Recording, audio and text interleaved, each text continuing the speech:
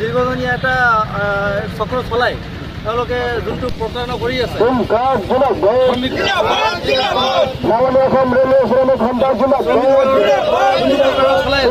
সেই কাৰণে আমি ইয়াত আজি প্ৰতিবাদ কৰিবলৈ বাধ্য হৈছোঁ।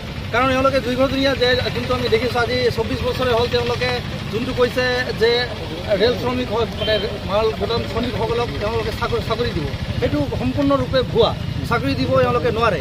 2023-24 চনত অলৰেডি আমাৰ চৰকাৰে ঘোষণা কৰিছে যে মাল গুদামৰ যোনটো শ্ৰমিক আছে এওঁলোকক আমি চাকৰি দিব নোৱাৰোঁ বুলি, কিন্তু তেওঁলোকক শ্ৰমিকসকলক আন্ধাৰত ৰাখি তেওঁলোকে নিজৰ কামটো চলাই আছে। মাজত আপোনাৰ তেওঁলোকে দালালি কৰি আছে।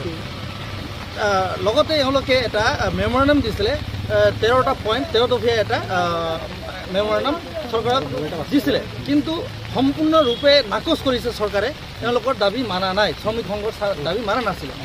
এইটোও মানে আপোনাৰ শ্ৰমিকসকলক তেওঁলোকে জনোৱা নাছিল, এতিয়ালৈকে আজিলৈকে জনোৱা নাই। আৰু বাৰে বাৰে তেওঁলোকে কৈ আছে যে নহয় আমি চাকৰি আপোনালোকক দিম, আপোনালোকে লাগি থাকক।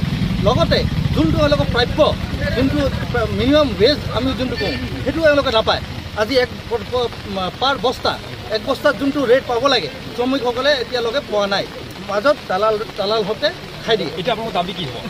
আমাৰ দাবী হ'ব পাৰ বস্তা যোনটো এওঁলোকৰ ৱেজ, যোনটো এওঁলোকৰ প্ৰাথমিক, সেইটো এওঁলোকে পাব লাগে।